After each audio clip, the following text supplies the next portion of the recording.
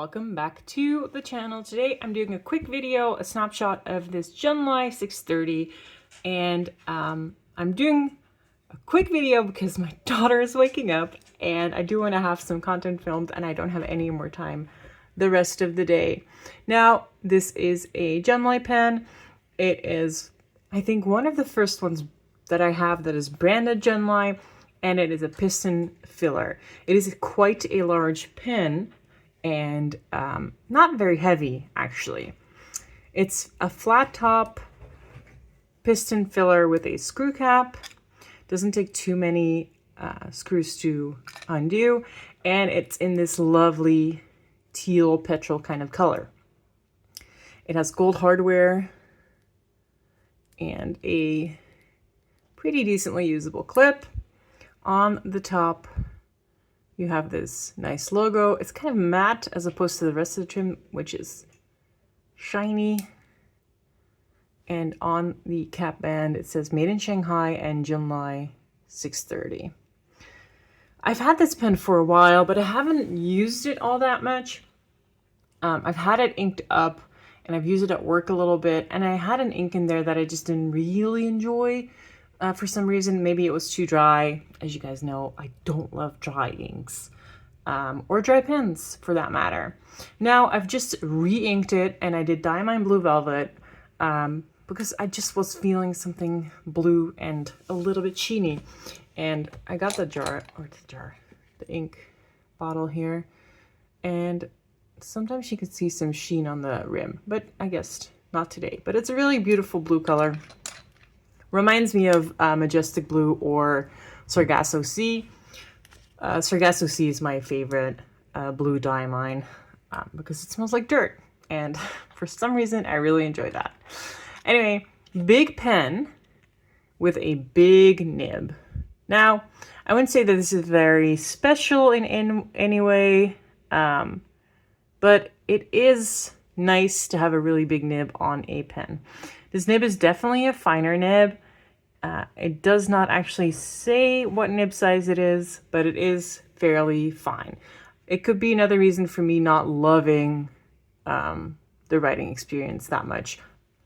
I do have to say that currently I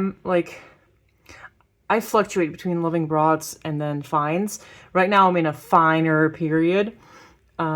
So I think I might like this more right now. Gold hardware is also inside the piston mechanism, and I really think that adds something to it.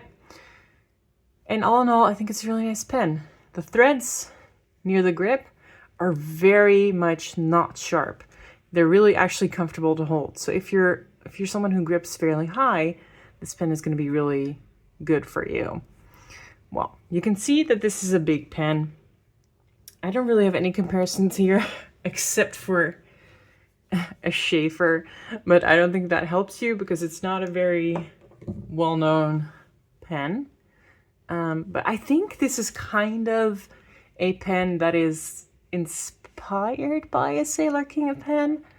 I don't want to say it's a copy or something like that, but it's definitely an inspiration, right? Posting. You can post this pen.